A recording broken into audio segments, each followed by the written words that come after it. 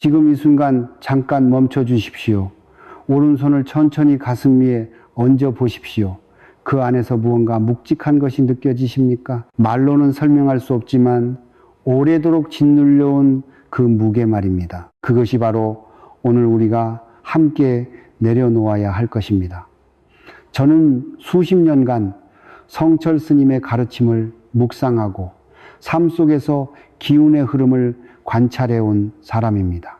그리고 단언컨대 지금 이 영상을 보고 계신 분들 중 많은 분이 이런 삶을 살아오셨을 것입니다. 매달 빠짐없이 절에 올라가고 새벽 불공을 드리고 정성껏 시주를 하고 두 손 모아 간절히 빌었지만 돌아오는 길은 언제나 똑같이 무거웠습니다. 송장 장군은 여전히 바닥을 기고 자식은 연락이 뜸하며 몸은 예전 같지 않고 마음속 어딘가엔 나는 왜 이럴까라는 물음이 지워지지 않는 채로 남아 있습니다. 사람들은 말합니다. 더 열심히 빌면 된다. 더 많이 시주하면 된다. 그러나 저는 오늘 그 말이 절반의 진실이자 절반의 거짓임을 말씀드려야겠습니다. 절에 1000번을 가도 소용없습니다. 만약 집으로 돌아올 때마다 마음속에 이것을 그대로 품고 돌아온다면 그 이것이 무엇인지 오늘 이 영상에서 성철 스님의 말씀을 빌려낱낱이 밝혀드리겠습니다. 63세의 한 여인이 있었습니다. 그녀는 10년 동안 매주 절을 찾았습니다. 새벽 4시에 일어나 버스를 갈아타며 산을 올랐습니다. 그렇게 정성을 다했지만 어느 날 밤 그녀는 새벽 3시에 눈을 떴습니다. 천장을 바라보며 은행이자 고지서를 생각했고 남편의 싸늘한 등을 바라보았으며 오지 않는 자식의 전화를 기다렸습니다. 그 눈물은 기도원의 새벽 종소리보다도 오래 그녀의 가슴 속에서 울렸습니다. 이것은 그녀만의 이야기가 아닙니다. 바로 지금 60세를 넘기신 수많은 분들이 겪고 계신 현실입니다. 성철 스님께서는 이렇게 말씀하셨습니다. 복은 밖에서 오는 것이 아니라 안에서 새지 않을 때 비로소 쌓인다. 비싼 사찰에서 드리는 불공도 금으로 만든 불상도 당신의 마음속에 켜켜이 쌓인 오래된 원망을 녹이지 못한다면 그것은 결국 낡고 구멍난 우산에 불과합니다. 비를 막는 척하지만 사실은 온몸을 다 적시고 있는 것입니다. 그러나 오늘 저는 당신께 희망을 드리러 왔습니다. 60세 이후라도 늦지 않았습니다. 아니, 어쩌면 지금이 가장 좋은 때입니다. 성철 스님의 가르침 속에는 단 이것 하나를 내려놓는 것만으로도 막혔던 재물의 기운이 폭포처럼 흘러들기 시작하는 비밀이 담겨 있습니다. 오늘 이 영상을 끝까지 보신다면 당신은 다시는 새벽 3시에 그 천장을 눈물로 바라보지 않아도 될 것입니다. 자, 이제 함께 시작하겠습니다. 왜? 어떤 사람은 평생 성실하게 살았는데도 60세가 넘어서 오히려 더 궁핍해질까요?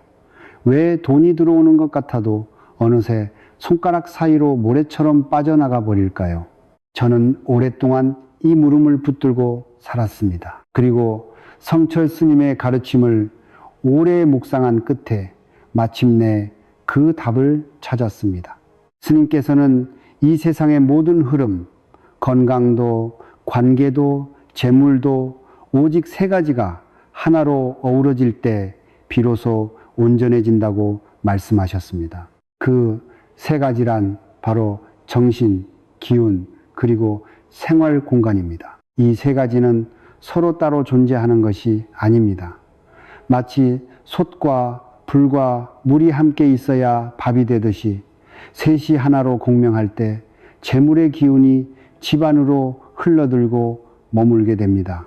정신이란 단순히 착하게 살겠다는 마음이 아닙니다. 그것은 원망도 집착도 후회도 없이 오직 지금 이 순간에 머무는 마음의 상태입니다. 기운이란 눈에 보이지 않지만 분명히 통하는 에너지의 흐름입니다. 강물처럼 바람처럼 막히면 썩고 흐르면 살아납니다. 그리고 생활 공간이란 단순한 집의 구조가 아닙니다. 그것은 우리가 매일 숨쉬고 먹고 잠드는 그 공간 안에 쌓인 감정과 기억과 에너지의 총합입니다. 문제는 이 세 가지 중 하나라도 어긋나면 나머지 둘도 함께 무너진다는 것입니다. 마치 밑바닥에 구멍난 항아리에 아무리 물을 부어도 가득 차지 않는 것처럼 아무리 열심히 일하고 아무리 간절히 빌어도 기운이 새는 구멍을 막지 않으면 재물은 결코 머물지 않습니다. 특히 60세 이후에는 이 현상이 더욱 뚜렷해집니다.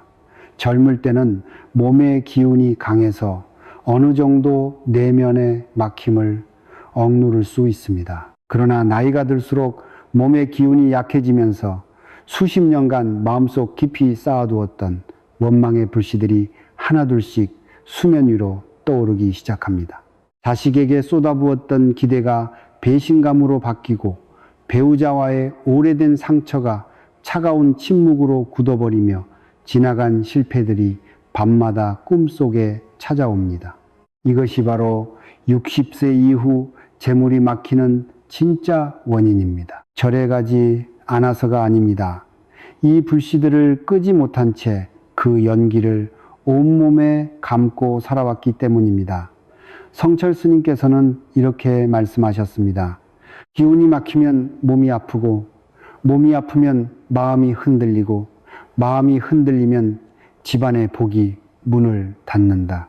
이 말씀은 단순한 비유가 아닙니다. 재물이 들어오지 않는 집, 자식이 멀어지는 가정, 끊이지 않는 다툼과 우환, 이 모든 것은 그 집안의 기운이 오랫동안 막혀 있다는 신호입니다. 그렇다면 그 막힘의 뿌리는 무엇일까요? 다음 장에서 저는 성철 스님의 가르침 중에서도 가장 깊고 가장 실천적인 핵심을 꺼내드리겠습니다. 바로 당신의 재물운을 60세 이후에도 완전히 바꿀 수 있는 그것의 정체입니다. 이제 말씀드릴 때가 되었습니다. 수많은 분들이 알고 싶어 하면서도 정작 마주하기를 두려워했던 그 진실을 말입니다. 성철 스님께서는 말씀하셨습니다. 네가 평생 찾아 헤매던 복은 산속 깊은 절에 있는 것이 아니다. 그것은 네 마음속 가장 어두운 구석, 네가 오랫동안 외면해온 바로 그 자리에 있다. 이것은 물건이 아닙니다. 눈에 보이지도 않고 손에 잡히지도 않습니다. 그러나 그것은 당신의 기운을 매일 조금씩 갉아먹고 들어오려는 재물을 문 앞에서 돌려보내며 당신이 아무리 열심히 살아도 늘 제자리 걸음을 하게 만드는 보이지 않는 힘입니다. 그것의 이름은 바로 오래된 원망입니다. 원망이란 무엇입니까? 그것은 마음속에서 완전히 소화되지 못한 감정의 찌꺼기입니다. 말로 표현하지 못한 서운함, 삼켜버린 눈물, 입 밖으로 꺼내지 못한 원통함. 이것들이 수십 년에 걸쳐 층층이 쌓이면 그 무게는 눈에 보이지 않아도 집안의 공기를 바꾸고 당신의 몸과 마음을 조금씩 무너뜨립니다. 성철 스님께서는 이 원망을 세 가지로 나누어 말씀하셨습니다. 그리고 저는 수많은 분들의 삶을 지켜보며 이 세 가지야말로 60세 이후 재물운을 가장 깊이 막는 뿌리임을 확인했습니다. 첫 번째 원망은 자식에 대한 기대입니다. 한 어머니가 있었습니다. 그녀는 자식을 위해 평생을 바쳤습니다. 먹고 싶은 것, 참고 입고 싶은 것 참으며 뒷바라지를 했습니다. 그러나 자식이 장성한 뒤 연락은 뜸해졌고 명절에도 얼굴 보기가 어려워졌습니다. 그 어머니는 내색하지 않았습니다. 그냥 속으로 사귀었습니다. 내가 뭘 잘못했나? 내가 부족했나? 그 마음이 바로 문제입니다. 사랑이 기대로 굳어지고 기대가 실망으로 변하고 실망이 원망이 되는 순간 그 에너지는 집안에 가장 무거운 공기로 가라앉습니다. 스님께서는 말씀하셨습니다. 자식에게 준 것에 값을 매기는 순간 그 사랑은 복이 아니라 빚이 된다. 두 번째 원망은 배우자에 대한 오래된 서운함입니다. 수십 년을 함께 살았지만 한 번도 제대로 사과받지 못한 말 한마디, 외로웠던 그 밤들, 혼자 감당해야 했던 무게들, 이런 것들이 말로 풀어지지 않고 침묵 속에 굳어버리면 그것은 두 사람 사이에 보이지 않는 벽이 됩니다.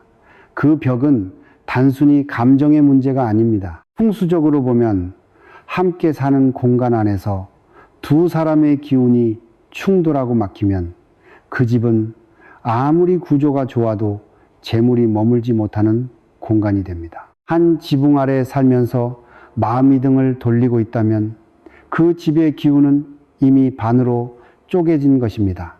세 번째 원망은 자기 자신을 향한 후회입니다. 이것이 가장 깊고 가장 치유하기 어려운 원망입니다. 그때 그 사업만 안 했어도, 그때 그 사람 말만 들었어도, 그때 내가 좀 더 영리했더라면, 밤마다 이런 생각을 되풀이하는 것은 단순한 반성이 아닙니다. 성철 스님의 표현을 빌리자면 그것은 매일 밤 자신의 복전에 불을 지르는 행위입니다. 후회는 과거를 바꾸지 못합니다. 그러나 현재의 기운을 태워버리고 미래로 들어올 복의 씨앗마저 잿더미로 만듭니다. 이 세 가지 원망은 공통점이 있습니다. 모두 오래되었고 모두 말로 꺼내지 못했으며 모두 당신이 혼자 사겨온 것들입니다. 그리고 바로 그렇기 때문에 지금 이 순간부터 내려놓을 수 있습니다. 방법이 있습니다. 어렵지 않습니다. 다음 장에서 저는 성철 스님의 가르침을 바탕으로 이 세 가지 원망을 하루하루 녹여내는 구체적인 실천법을 말씀드리겠습니다. 저는 오늘 당신께 아주 단순하지만 수십 년의 원망을 7일 안에 녹여낼 수 있는 아침 의식 하나를 전해드리려 합니다. 돈이 들지 않습니다. 특별한 도구도 필요 없습니다. 오직 당신의 두 손과 아침의 고요한 공기 그리고 용기 하나면 충분합니다. 성철 스님께서는 말씀하셨습니다.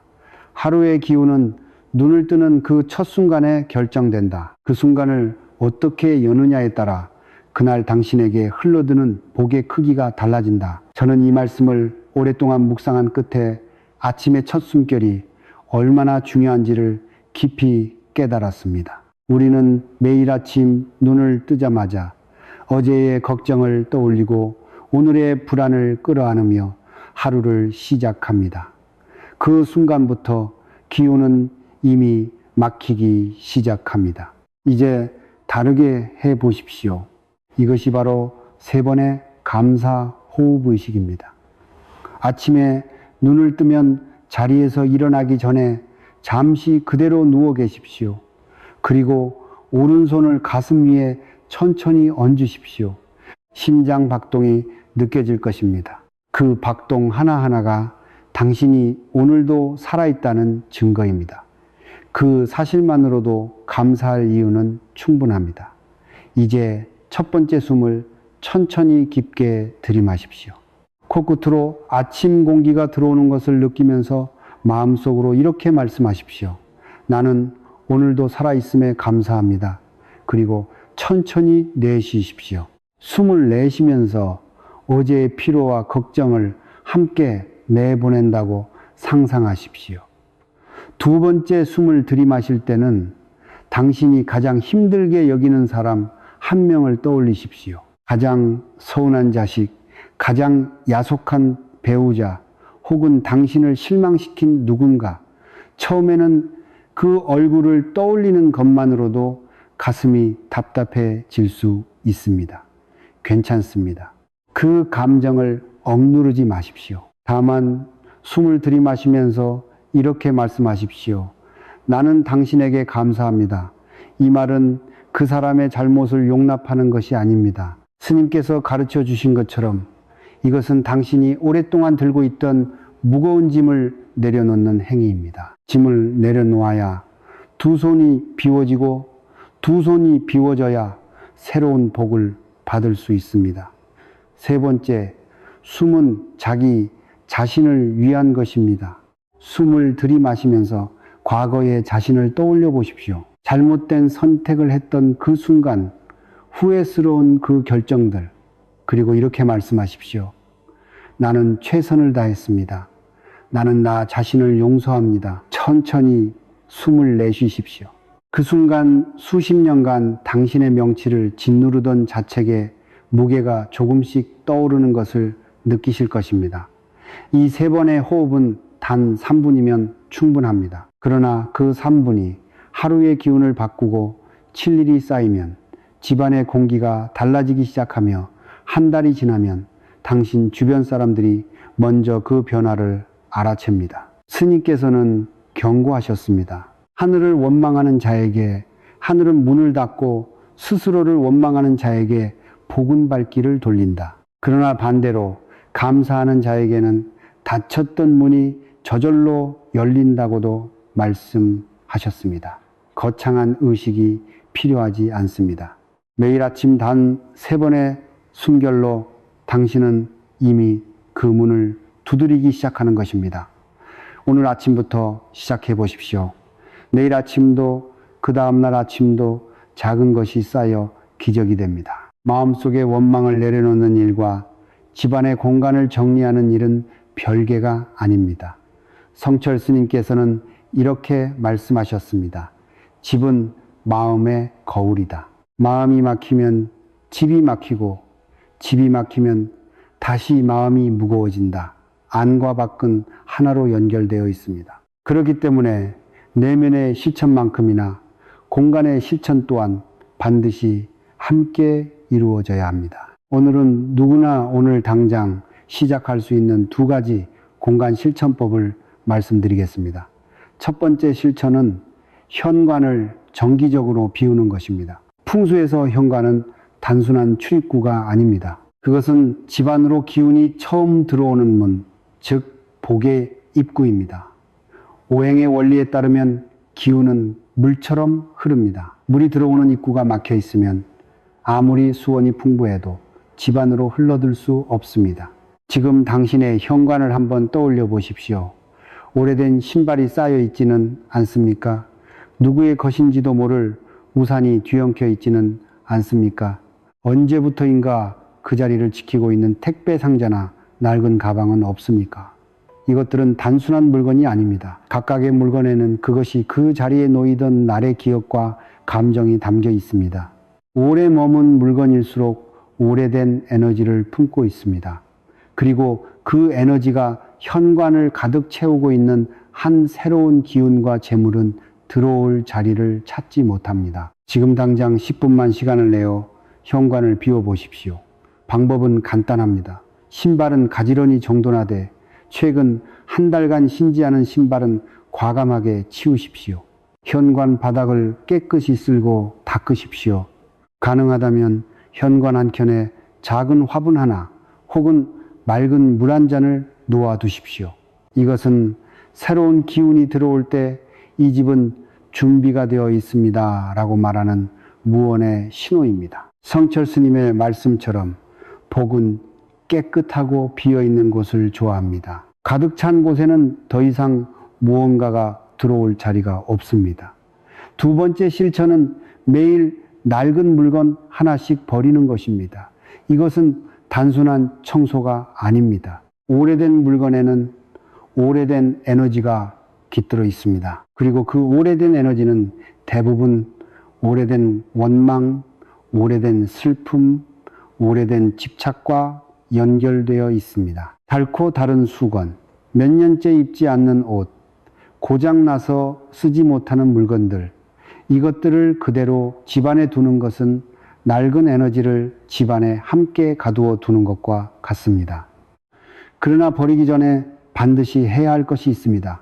그것은 바로 작별 인사입니다. 물건을 손에 들고 잠시 눈을 감으십시오. 그리고 마음속으로 이렇게 말씀하십시오. 그동안 수고했습니다. 고마웠습니다. 이제 편히 가십시오. 이것이 어리석게 들릴 수도 있습니다. 그러나 성철 스님께서는 말씀하셨습니다. 모든 물건에는 그것을 사용하던 사람의 기운이 배어 있다. 감사함으로 보내야 그 기운도 깨끗이 떠난다. 아무 감정 없이 던져버리면 그 기운은 집안 어딘가에 남아 떠돌게 됩니다. 그러나 감사의 마음으로 보내면 그 자리에 새로운 기운이 들어올 틈이 생깁니다. 하루에 하나면 충분합니다. 큰 결심이 필요하지 않습니다. 서랍에 낡은 펜 하나, 오래된 달력 한 장, 이미 끊어진 머리끈 하나, 이런 것들부터 시작하십시오. 30일이 지나면 당신의 집은 달라져 있을 것입니다. 그리고 집이 달라지면 그 안에서 숨쉬는 당신의 마음도 달라집니다. 공간이 가벼워지면 마음이 가벼워지고, 마음이 가벼워지면 기운이 흐르기 시작하며, 기운이 흐르기 시작하면 오랫동안 닫혀있던 재물의 문이 조용히 열립니다. 집은 마음의 거울입니다. 그 거울을 닦는 일을 오늘부터 시작하십시오. 저는 이론만을 말씀드리는 사람이 아닙니다. 수십 년간 수많은 분들의 삶을 곁에서 지켜보며 성철 스님의 가르침을 실천했을 때 실제로 무슨 일이 일어나는지를 두 눈으로 확인해 왔습니다. 오늘은 그 중에서도 가장 마음에 깊이 남은 세 분의 이야기를 전해드리고자 합니다. 이분들의 이야기가 어쩌면 지금 이 영상을 보고 계신 당신의 이야기와 닮아 있을지도 모릅니다. 첫 번째는 67세의 한 어머니 이야기입니다. 그녀는 오랫동안 딸과 사이가 멀었습니다. 딸이 자신의 뜻과 다른 길을 선택했을 때부터 생긴 서운함이 세월이 흐르면서 두꺼운 벽이 되어버렸습니다. 그녀는 절에 다니며 기도했지만 집에 돌아오면 여전히 마음속으로 딸을 원망했습니다. 내가 그렇게 키웠는데 어떻게 저럴 수 있어? 그 말을 입 밖으로 내뱉지 않았을 뿐 매일 마음속에서 수백 번 되뇌었습니다. 그러던 어느 날 그녀는 3번의 감사 호흡을 시작했습니다. 처음 며칠은 딸의 얼굴을 떠올리는 것조차 힘들었습니다. 그러나 2주가 지나자 이상하게도 가슴속 어딘가가 조금씩